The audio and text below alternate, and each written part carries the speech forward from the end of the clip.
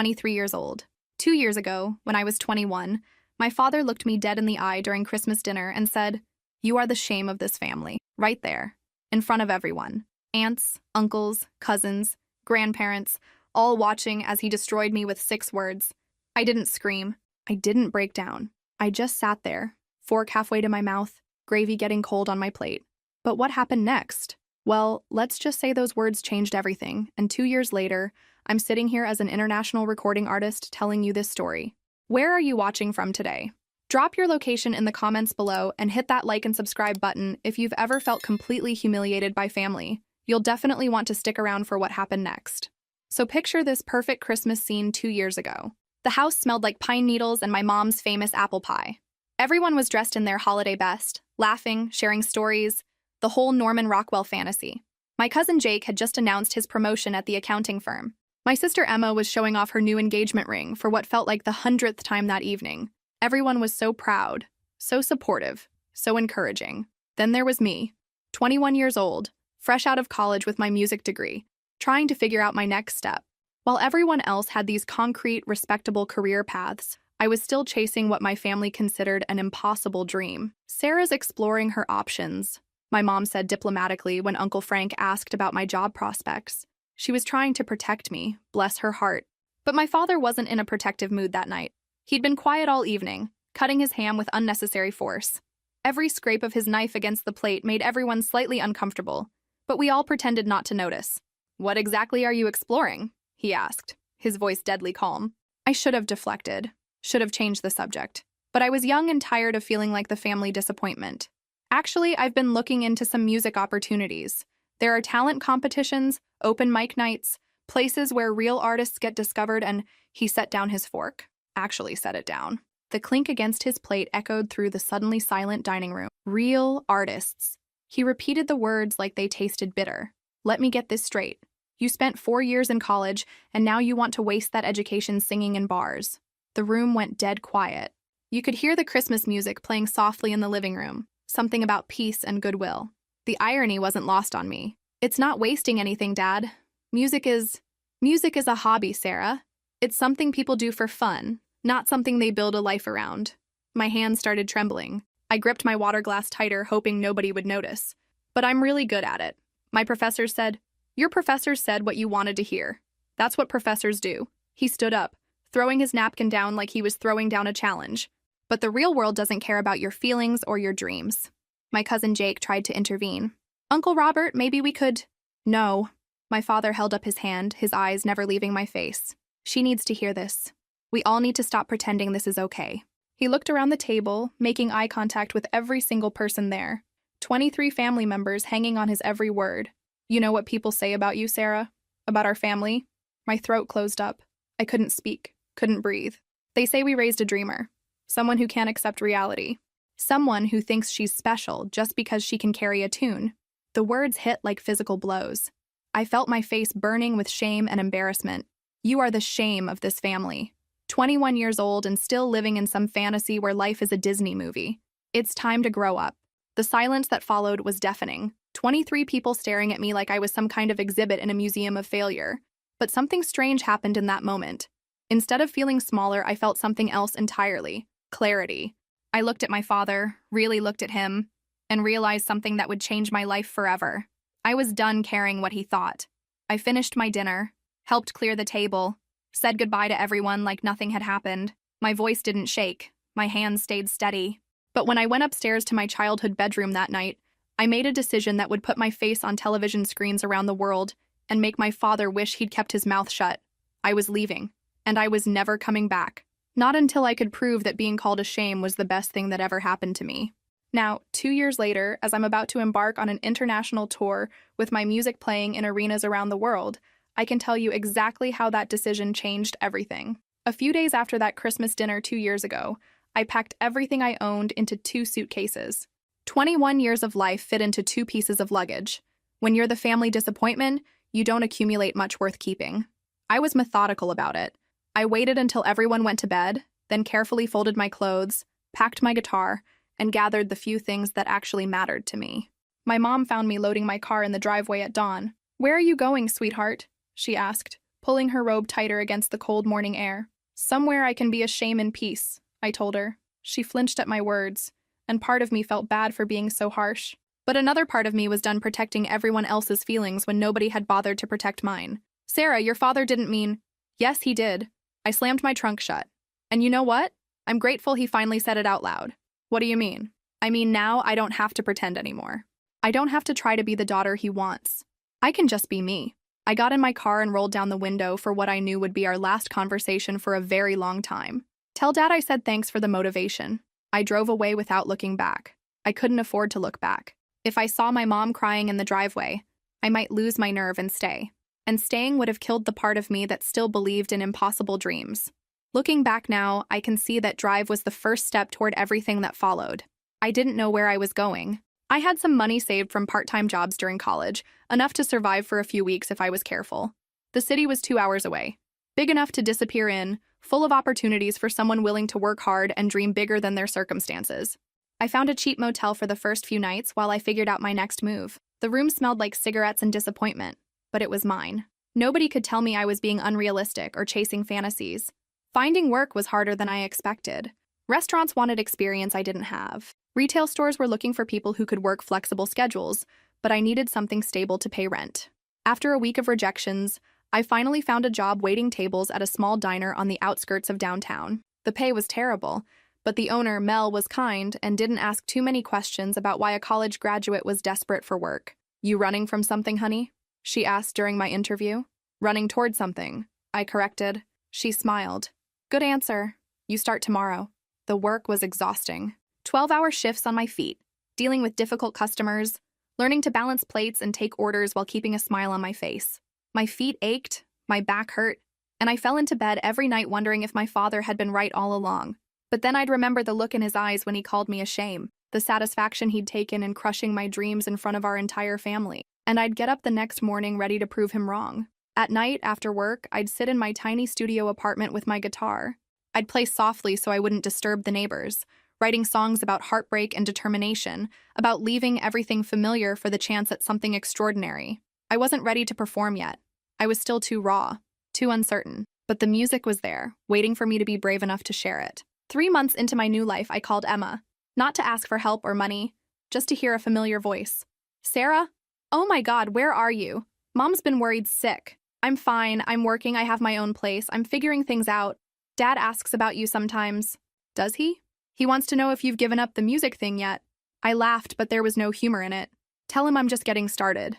I hung up and looked around my small apartment. It wasn't much, but it was mine. I'd earned every stick of furniture, every bill I'd paid, every night of peaceful sleep. For the first time in my life, I wasn't disappointing anyone, and that felt better than any approval I'd ever received. Now, 2 years later, I know that those first few months of struggle were essential.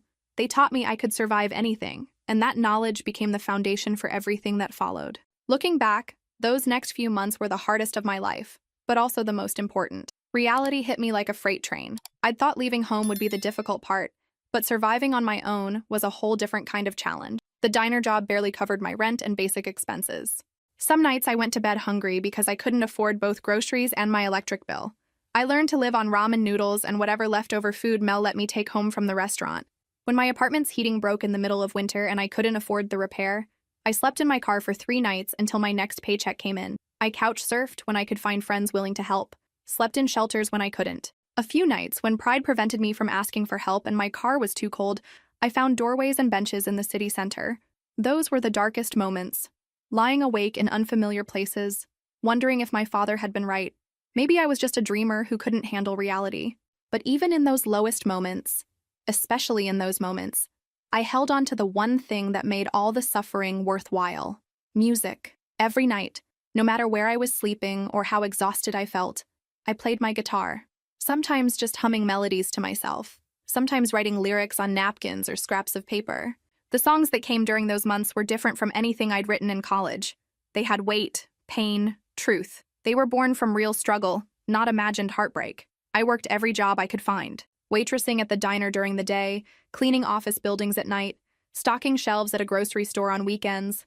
My hands were always rough, my feet always aching, but I was surviving. More than surviving. I was learning. I learned that I was stronger than I'd ever imagined. that I could function on 3 hours of sleep and still smile at customers who treated me like garbage, that I could stretch a single meal across 2 days without complaining. I learned that pride was a luxury I couldn't afford, but dignity was something nobody could take away. Most importantly, I learned that music wasn't just something I did for fun. It was the thing that kept me sane, kept me hopeful, kept me believing that this struggle had purpose. 4 months after leaving home, I finally worked up the courage to perform publicly. There was an open mic night at a coffee shop near my apartment. Nothing fancy, just a small stage and a microphone, but it might as well have been Madison Square Garden for how nervous I felt. I played one song, just me and my guitar, singing about leaving everything familiar for a chance at something better. When I finished, the small crowd clapped politely. Nothing dramatic, no standing ovation, but several people came up afterward to tell me they'd enjoyed it. One woman, about my mom's age, pressed a crumpled bill into my hand. "That was beautiful, honey. Keep singing." It wasn't much money, but it was the first I'd ever earned from music. I stared at that bill for the rest of the night, feeling like I was holding proof that maybe, just maybe, this wasn't completely impossible. From my perspective now, 2 years later, I can see that moment was when everything began to shift. That first performance was the beginning of believing in myself again. I started performing regularly. Coffee shops, small bars, anywhere that would let me play for tips or just for the experience. Slowly, very slowly, I began to build a tiny following. People who would come back to hear me play, who would request certain songs, who would tell their friends about the girl with the guitar who sang about real life. The money was never much. A few dollars here and there, enough to buy a decent meal or put gas in my car. But it felt like progress. More than that, it felt like vindication. Every night I performed, every song I wrote, every small step forward was proof that I wasn't just a dreamer chasing fantasies. I was an artist building something real. And late at night, when I was exhausted and discouraged and wondering if I'd made a terrible mistake, I'd remember my father's words. "You are the shame of this family." Then I'd pick up my guitar and write another song, because shame was just another word for motivation, and I had plenty of both. About 6 months into my new life, something started to change. Looking back now, I can see it was the moment when survival mode shifted into building mode. I was getting better at performing. All those months of playing in coffee shops and bars, of writing songs from real experience rather than imagination, of living every lyric I sang, it was making me into a different kind of performer, more authentic, more connected, more powerful. People began to notice. The coffee shop where I'd first performed started putting my name on their little sidewalk sign, "Live Music Tonight, Sarah." Mrs. Chen, the owner, told me I was bringing in new customers. "People ask specifically about when you'll be here," she said, wiping down the counter after my set. That's never happened with our other musicians. At the bar where I played Thursday nights, I started to recognize faces in the audience. A construction worker who always requested my song about working multiple jobs. A college student who said my music helped her feel less alone in a new city. A businessman who left work early just to catch my 8 o'clock set. "You've got something special," he told me one night after I'd finished. "Have you ever thought about trying out for one of those singing competitions on TV?" I laughed it off at the time. Right, because that's realistic. But the seed was planted. I started paying attention to those shows when I caught them on the diner's television during slow periods. Regular people, some with stories not so different from mine, getting their shot at something bigger. The more I watched, the more I realized that my story, leaving everything behind to chase a dream, surviving on nothing but determination and talent, was exactly the kind of narrative those shows loved. One evening, after a particularly good performance at a small venue downtown, a woman approached me during the break. "Excuse me," she said. "I'm Linda Martinez. I work in artist development." My heart stopped. "Oh?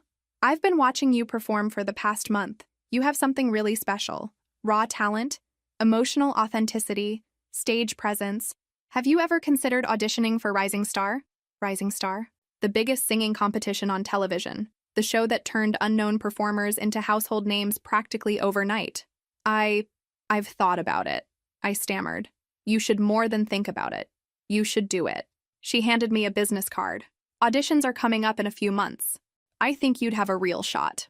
That night, I sat in my tiny apartment researching everything I could about Rising Star. The application process, the types of contestants they selected, the stories of past winners.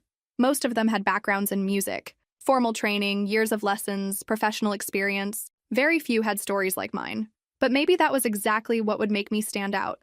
Over the next few weeks, I spent every free moment preparing. The application asked for detailed information about my background, my musical experience, my story. Under What Makes You Unique, I wrote about leaving home to pursue my dreams, about learning to survive on my own, about finding my voice through real struggle. The hardest part was the video audition. I had to record myself performing, and every take felt either too polished or too raw. Finally, I decided to keep it simple. Just me, my guitar, and a song I'd written about leaving everything familiar behind. When I submitted the application, I tried not to get my hopes up. Thousands of people probably applied. The chances of even getting a call back were minimal. But 3 weeks later, my phone rang. Is this Sarah Mitchell? Yes. This is Jessica Chen from Rising Star Productions. We've reviewed your application and we'd like to invite you to audition in person. I dropped the phone, literally dropped it on the floor of the diner during my lunch break. Mel had to pick it up and hand it back to me while I stood there in shock. Sarah, are you still there? Yes. Yes, I'm here. I'm sorry, Yes, I'd love to audition. Wonderful. We'll email you all the details, but the audition is scheduled for next month. Congratulations on making it this far. After I hung up, I sat in the empty diner booth staring at my phone in disbelief. Now, 2 years later, I can see that phone call was the moment when my impossible dream started becoming possible. But at the time, I could barely believe it was real. I called Emma that night, breaking months of minimal contact. I got an audition, I said without preamble. An audition for what? Rising Star, the TV show. The silence on the other end stretched so long I thought we'd been disconnected. Emma? Sarah, that's incredible. I can't believe it. Neither can I. Have you told Mom and Dad? The question I'd been dreading. No, and I'm not going to. But Sarah? Emma, they had their chance to support my dreams. Now they can watch me chase them on television, because that's exactly what was going to happen. The audition was scheduled for a month later in Los Angeles. I took time off from all my jobs, which meant losing money I couldn't afford to lose, but this was more important than daily wages. This was everything I'd been working toward. I spent those weeks practicing obsessively. The song I'd chosen was one I'd written during my darkest period, sleeping in my car outside a 24-hour diner. It was raw, honest, and completely me. But standing in line outside the audition venue with hundreds of other hopefuls, I started to second-guess everything. These people looked like real performers. Professional clothes, expensive instruments, the kind of confidence that comes from years of formal training. I felt like a fraud in my thrift store dress and beat-up guitar case. First time? Asked the girl in line behind me. Yeah. You? Third attempt. I made it to callbacks twice, but never to the live shows. She shrugged like it was no big deal, but I could hear the disappointment underneath. You've got good energy, though. That counts for a lot. The waiting was torture. We'd been told to arrive early, but the actual auditions didn't start for hours. I sat in the hallway trying to stay calm, running through my song lyrics in my head, fighting off waves of nausea. What if I forgot the words? What if my voice cracked? What if they took one look at me and decided I wasn't star material? Sarah Mitchell? My number was called. This was it. The audition room was smaller than I'd expected, but more intimidating. 3 judges sat behind a long table, cameras captured every angle, and one lonely microphone stand waited in the center of the room. Sarah, tell us about yourself, said the judge in the middle, a woman with kind eyes but an unreadable expression. I'm 21. I left home to pursue music, and I've been supporting myself while performing in small venues around the city. What are you going to sing for us today? An original song called Starting Over. I wrote it during a particularly difficult time in my journey. I stepped up to the microphone, adjusted my guitar strap, and took a deep breath. Then I let everything out. Every night sleeping in my car. Every meal I'd skipped to pay rent. Every moment of doubt and determination. Every time someone had told me to give up, and every reason I'd found to keep going. I sang about leaving behind everything familiar, about discovering strength I didn't know I had, about believing in something bigger than your current circumstances. When I finished, the room was completely silent. Not uncomfortable silent. The kind of silent that happens when something real has just occurred. The judge who'd spoken before leaned forward. Sarah, that was extraordinary. You have something very special. The judge to her left nodded. Your story, your voice, your authenticity. It all comes together in a really powerful way. The third judge smiled. We'll be in touch very soon. I walked out of that room knowing something fundamental had changed. I could feel it in the way the production assistants looked at me, in the energy of the other contestants still waiting their turn. 3 days later, my phone rang. Sarah, this is Jessica from Rising Star Productions. Congratulations. You've been selected to move forward to the next round. The next round meant traveling back to Los Angeles for an extended period. It meant being away from my jobs for weeks. It meant risking the small stability I'd built for the chance at something enormous. The show will cover all your expenses while you're here, Jessica continued. Travel, accommodation, meals, everything. For the first time in months, I wouldn't have to worry about money or where I was sleeping or when I'd eat next. Now, looking back 2 years later, I can see that phone call was the moment my life truly began to change. I was about to step onto the biggest stage of my life and prove that sometimes the people who call you a shame are just afraid of how bright you might shine. I quit my jobs that day. All of them. Mel hugged me and made me promise to mention the diner when I became famous. Mrs. Chen made me a farewell coffee and wrote "Future Star" on the cup. As I packed my few belongings for what would become the journey of a lifetime, I thought about calling my parents. Part of me wanted to share this moment, to hear pride in their voices instead of disappointment. But I didn't call. They'd made their choice that Christmas night. Now I was making mine.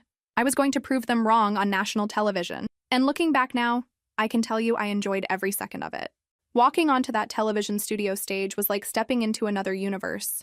The lights were brighter than anything I'd ever experienced, the cameras more intimidating than I'd imagined, and the audience larger than every venue I'd ever played combined. But somehow, once I started singing, none of that mattered. The song I'd chosen for my first televised performance was "Starting Over," the same one from my audition. The producers had suggested I try something more recognizable, a cover that audiences would immediately connect with. I'd politely declined. "This song is my story," I told them. "If America is going to vote for me, they need to know who I really am." Standing at that microphone, looking out at the studio audience and knowing millions more were watching at home, I felt something I'd never experienced before. Complete certainty. This was where I belonged. This was what I was meant to do.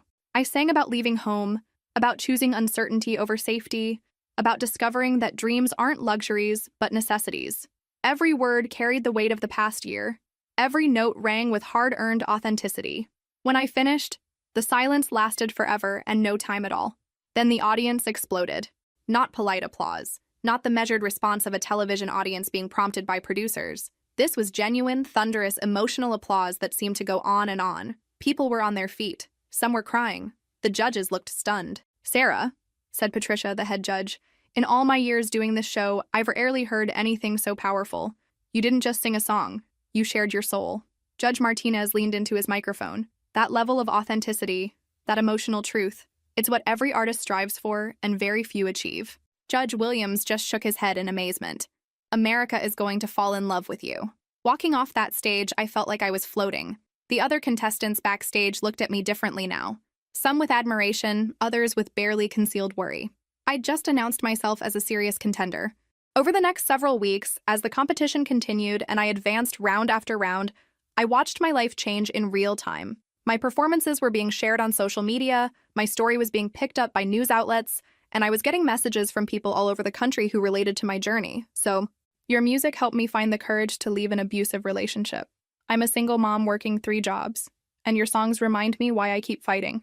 Thank you for proving that it's never too late to chase your dreams. Each week I sang songs that meant something to me. Original compositions about struggle and hope. Covers that I reimagined to fit my story. The judges praised my consistency, my growth, my ability to connect with audiences. But more than that, I was connecting with myself. For the first time in my life, I wasn't trying to be anyone else's version of Sarah.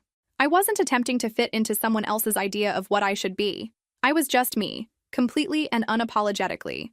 The producers started featuring my backstory more prominently. They interviewed me about leaving home, about the difficulties I'd faced, about what this opportunity meant to me. "Do you have any regrets about the path you chose?" one interviewer asked. "Just one," I said. "I regret not doing it sooner." With each passing week, more contestants were eliminated. Each Tuesday night, another dream ended and another chance was lost. But somehow, I kept advancing. Not just advancing, thriving. My confidence grew with every performance. My voice got stronger, my stage presence more commanding. I was becoming the artist I'd always known I could be. If only someone had believed in me enough to give me the chance. By the time we reached the semifinals, I'd gone from unknown waitress to one of the frontrunners. Entertainment magazines were featuring me on their covers, radio stations were playing my performances, people were calling me a breakout star and predicting I'd win the whole competition. But I tried not to think about winning or losing. I just focused on each performance, each opportunity to share my music with the world. Looking back now, 2 years later, I can see that those weeks on Rising Star weren't just about the competition. They were about me finally becoming the person I was always meant to be. The finale was still ahead, but in many ways, I'd already won. I'd won back my belief in myself. And that was worth more than any recording contract or prize money could ever be. As the weeks progressed and the competition intensified, I could feel myself changing in ways that went far beyond just becoming a better performer. Every time I stepped onto that stage, I grew a little stronger, a little more confident in who I was becoming. The social media response was overwhelming. My performances were getting millions of views, and my story was resonating with people across the country.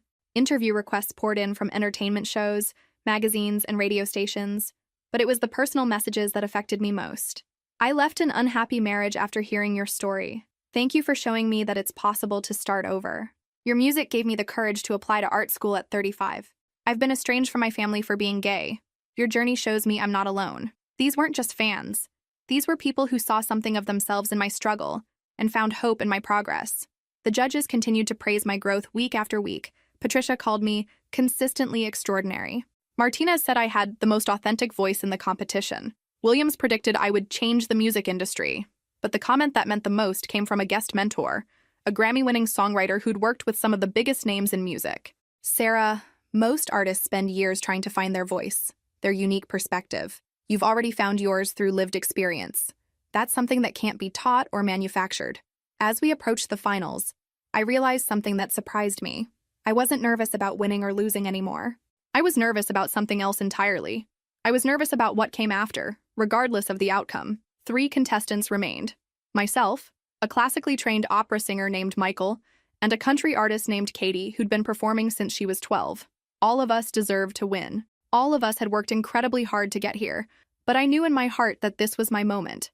The final performance round let us choose any song we wanted, original or cover, any genre, any style. It was our chance to show America exactly who we were as artists. I chose to perform a song I'd written specifically for this moment. It was called Grateful for the Pain, and it was about how sometimes the worst things that happen to us become the catalyst for the best things we achieve. Standing on that stage for what might be my final performance, I looked out at the audience and thought about the journey that had brought me here.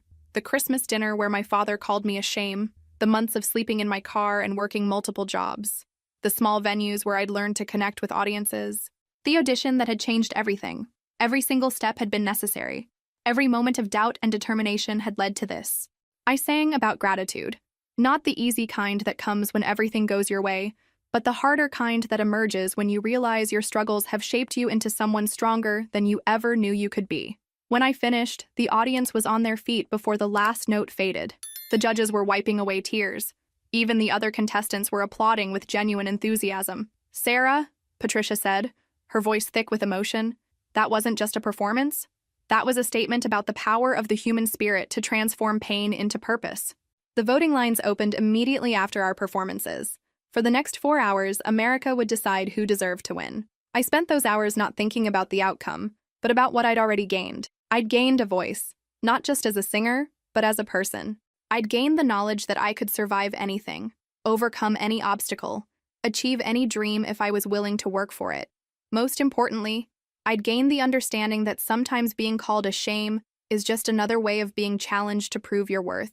When they called my name as the winner, I fell to my knees on that stage, not from shock, but from overwhelming gratitude. Now, 2 years later, I can tell you that moment was just the beginning of the most incredible journey of my life. But at the time, it felt like vindication for every choice I'd made since leaving home. Gratitude for every person who'd told me I couldn't do it, because they'd given me the motivation to prove them wrong. Gratitude for every obstacle I'd faced, because it had made this moment even sweeter. And yes, gratitude for my father's words that Christmas night, because without them, I never would have found the courage to become the person I was always meant to be. The winner's interview happened immediately after they announced my name. Confetti still falling, adrenaline still pumping, cameras still rolling, and then suddenly I was sitting across from the host with millions of people watching. Looking back now, 2 years later, I can see that this interview changed everything. Not just for me, but for my family and everyone who heard my story. Sarah, you've just won Rising Star. How does it feel? Surreal, overwhelming, perfect. I laughed, wiping tears from my eyes. I keep thinking about all the people who said this was impossible. Speaking of people in your life, we noticed your family isn't here tonight to celebrate with you. Can you tell us about that? This was the moment I'd been unconsciously preparing for since the day I left home. The moment when I would finally tell the truth about why I was here alone. My family and I have a complicated relationship, I said, choosing my words carefully at first. They didn't support my decision to pursue music. Can you elaborate on that? I took a deep breath. On live television, in front of millions of viewers, I was about to tell the truth that had shaped my entire journey. I left home when I was 21 because my family didn't believe in my dreams. They called my aspirations unrealistic and told me I needed to give up music and get a real job. The host leaned forward, sensing there was more to the story. That must have been incredibly difficult. It was the hardest thing I've ever done. I slept in my car, worked multiple jobs just to survive, sometimes went days without proper meals. But I also performed in small venues, wrote songs from real experience, and slowly built the foundation for everything that's happened tonight. What specifically did your family say that made you feel you had to leave? This was it.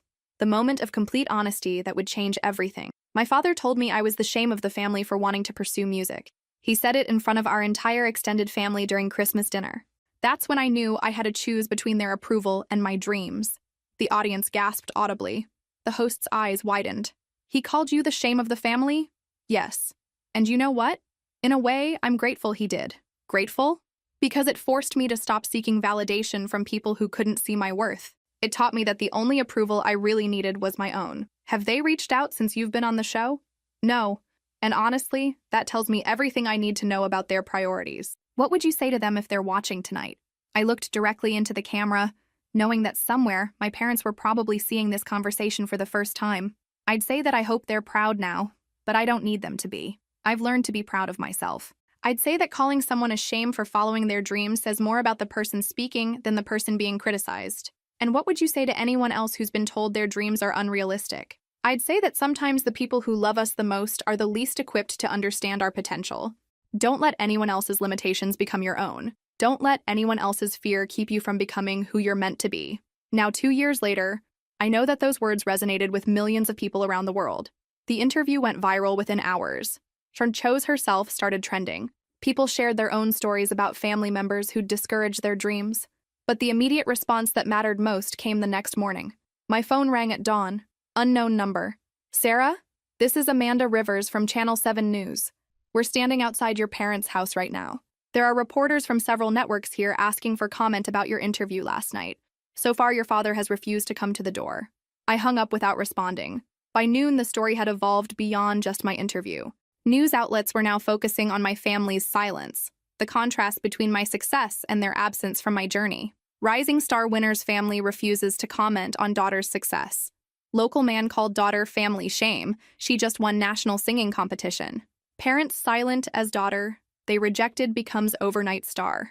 My father, who'd spent my entire life controlling the narrative about our family, was now dealing with a story he couldn't manage or manipulate. And for the first time since that Christmas dinner, he was the one who looked foolish. The irony was perfect. And 2 years later, I can admit I enjoyed it more than I probably should have. The days following my interview were unlike anything I could have imagined. Within hours, my story had become national news. And by the end of the week, it had sparked conversations about family dynamics, dreams, and the courage to choose yourself. Looking back now, I can see how quickly everything spiraled beyond my family's control. News vans lined up outside my parents' house by the second day. Neighbors were being interviewed about our family, my childhood, my father's reaction to my success. The story had taken on a life of its own. Rising star winner. Sarah Mitchell's hometown rallies around local girl while family remains silent. The articles painted a picture I hadn't expected.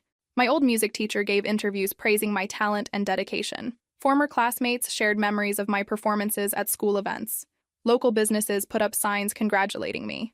But the silence from my family grew louder with each passing day. My new management team was fielding dozens of interview requests specifically about the family situation. This story has become bigger than just your singing competition victory, my publicist explained during our first meeting. People are invested in the family drama now. I don't want this to be all about my family, I told them. I want it to be about the music, about inspiring other people to chase their dreams. We understand that, but we also need to be prepared for how this develops. Your family might decide to respond publicly. That possibility hadn't occurred to me. What if my parents decided to give their side of the story? What if they tried to make me look like an ungrateful daughter who'd abandoned her family for fame? But days passed, and my family remained silent. No interviews, no statements, no attempts to explain or defend their position. They were letting my version of events stand unchallenged, which spoke louder than any defense they could have offered.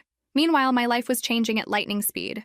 Record label meetings, photo shoots, appearances on major talk shows. I was being introduced as Sarah Mitchell, the rising star winner who overcame family rejection to achieve her dreams. During one radio interview that went viral, the host asked me directly, "Do you think your father regrets his words now?"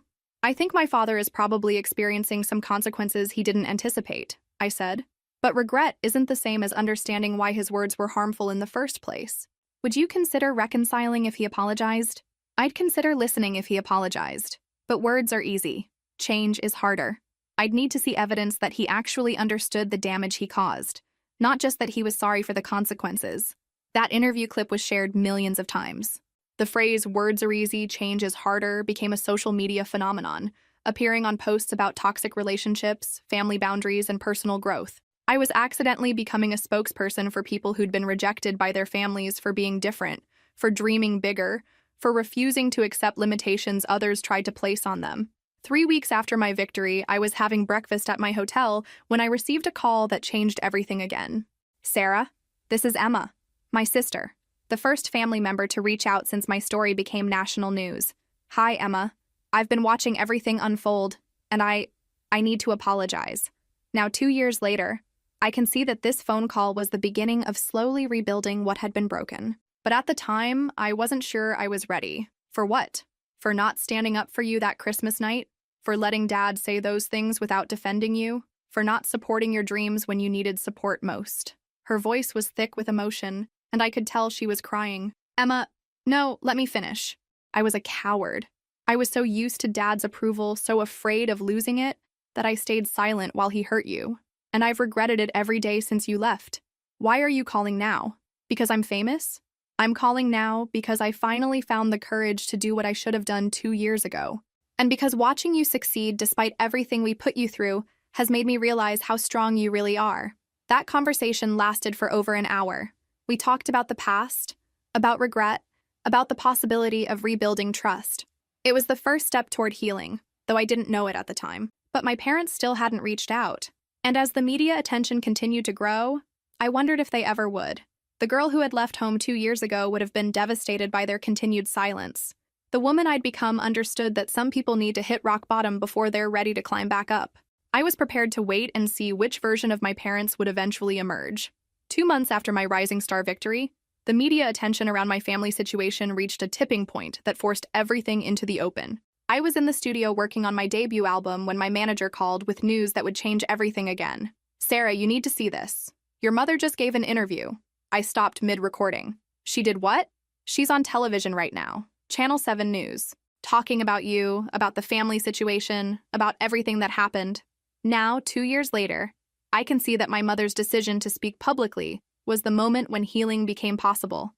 But at the time, I was terrified of what she might say. I asked them to turn on the newsfeed in the studio. There on the screen was my mother, sitting in our old living room, looking older and more fragile than I remembered. Her eyes were red from crying, and she was clutching a tissue in her hands. "I need to say something about my daughter Sarah," she was saying to the reporter, "about what happened and how I failed her as a mother." I turned up the volume, my heart racing. Sarah was always special. From the time she was little, she had this incredible voice, this natural talent that just seemed to pour out of her. She would sing around the house, perform for us, write little songs. It was clear she had a gift. The reporter nodded encouragingly. "But your husband didn't support her musical aspirations?" My mother's face crumpled slightly. Robert was afraid. He'd seen so many people try to make it in entertainment and fail. He thought he was protecting her by pushing her towards something more stable, more guaranteed. "And you? What did you think?" "I thought she was extraordinary. I knew she had the talent to succeed. But She paused, struggling with the words. "I was a coward. I should have stood up to my husband. I should have defended my daughter's dreams. Instead, I stayed silent and let him say terrible things to her." "Can you tell us about that Christmas dinner?" My mother took a shaky breath. "It was awful." Robert was frustrated because Sarah kept talking about music instead of getting what he considered a real job. When she mentioned wanting to audition for competitions, he lost his temper. "What exactly did he say?" "He said she was the shame of the family, in front of everyone. Aunts, uncles, cousins, grandparents. He humiliated her in the worst possible way." The reporter leaned forward. "How did Sarah react?" "She didn't scream or cry or storm out like most people would have. She just finished her dinner and went to her room. 3 days later, she was gone. She left a note saying she was going to prove him wrong." "Have you been in contact with her since?" "No. And that's my biggest regret. I should have called her the day she left. I should have apologized immediately. Instead, I let my fear of confronting my husband keep me from reaching out to my daughter. What do you think of her success now? My mother's voice broke completely. I'm so proud I can barely breathe. Watching her win that competition, hearing her tell her story, seeing how she's inspired people all over the country. It's everything I always knew she was capable of. Do you want to reconcile with Sarah? More than anything. But I know I don't deserve it. I failed her when she needed me most. I chose keeping peace in my marriage over protecting my daughter's dreams and her heart. What would you say to her if she's watching? My mother looked directly into the camera, tears streaming down her face. Sarah, if you're watching this, I want you to know that I'm sorry. I'm sorry I didn't defend you. I'm sorry I let your father's fear become my silence. I'm sorry I wasn't the mother you deserved. She paused, wiping her eyes. I've watched every performance, every interview. I've been so proud of you, and I've missed you every single day since you left. I know I don't have the right to ask for forgiveness, but I hope someday you might let me back into your life. And what about your husband? What does he think of Sarah's success? My mother's expression hardened slightly. Robert is dealing with his own feelings about what happened, but this interview is about my failures, not his. I need to take responsibility for my own choices. Watching that interview, I felt emotions I hadn't experienced in 2 years. Pain, hope, anger, love, all mixed together in a way that left me feeling completely overwhelmed. My mother had done something I hadn't expected. She'd taken full responsibility for her role in our estrangement without making excuses or trying to minimize the damage. She'd also done something else I hadn't expected. She'd publicly acknowledged my talent and success in a way she'd never done privately. For the first time since leaving home, I felt like maybe there was a path back to at least one of my parents. Emma called me within the hour. Did you see it? I saw it. What do you think? I think I'd like to talk to her. Really? Really. But not publicly. Not as some media spectacle, just a conversation between a mother and daughter who need to figure out if they can find their way back to each other. Now, 2 years later, I can tell you that phone call was the beginning of something beautiful. But at the time, it felt like the scariest leap of faith I'd ever taken. Even scarier than leaving home in the first place. The meeting with my mother was arranged for the following week. Emma coordinated everything, ensuring complete privacy at a small rehearsal studio where I'd been working on new material.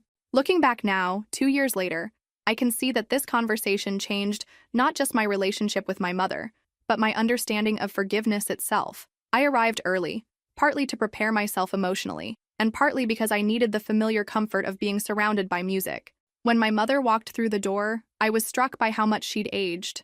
The stress of the past months, the weight of regret, and the public scrutiny had taken a visible toll. But when she saw me, her face lit up with a joy so pure and overwhelming that I almost started crying immediately. "Sarah," she whispered. And then she was across the room, pulling me into a hug that felt like coming home and saying goodbye at the same time. We held each other for a long moment, both of us crying, both of us trying to process the enormity of this reunion. "You look so beautiful," she said, pulling back to study my face. "So strong, so confident. You've become everything I always knew you could be." "Mom, no, let me say this first. I watched your interview, and I was so proud of how you handled those questions. The grace, the maturity, the way you refused to let anyone make you bitter. That's not something I taught you.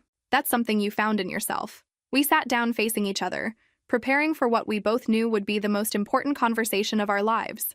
"I meant everything I said in that interview," she continued. "I failed you as a mother. I let fear and cowardice keep me from protecting you when you needed protection most. Why didn't you stand up to him?" I asked, the question that had haunted me for 2 years. "Because I was scared. Scared of conflict, scared of rocking the boat, scared of admitting that my husband could be cruel." She looked down at her hands. I'd spent so many years keeping peace that I forgot sometimes peace isn't worth keeping if it costs your child their sense of worth. We talked for hours. About my childhood. About the dreams I'd had that she'd watched him crush. About the night I left and how she'd stood at the window watching my taillights disappear. "I wanted to call you so many times," she said. "I'd pick up the phone and dial half your number, then hang up because I didn't know what to say. You could have said you were sorry. You could have said you believed in me. I was afraid you'd hang up on me. I was afraid I'd lost the right to be your mother." "You never lost the right, Mom. You just stopped exercising it." That seemed to hit her hard. She was quiet for a long moment. "What can I do now? How can I earn back what I threw away?" "I don't need you to earn anything back. I need you to understand that I'm not the same person who left home. I've built a life, a career, a sense of self that doesn't depend on family approval.